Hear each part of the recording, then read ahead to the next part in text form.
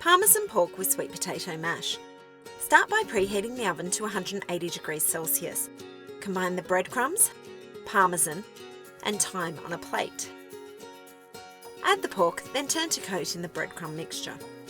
Heat some oil in a large frying pan over high heat. Cook the pork for 2 minutes each side or until the coating is nicely golden and crisp.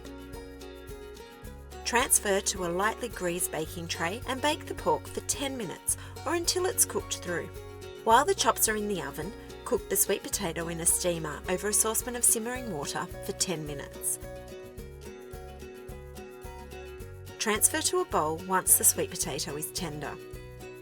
Add the baby broccoli to the steamer and cook for 3 minutes or until tender. Mash the sweet potato until smooth using a potato masher or fork. Season with a little salt and pepper. Then stir in the vinegar until well combined. To serve, divide the sweet potato mash, baby broccoli and pork among serving plates.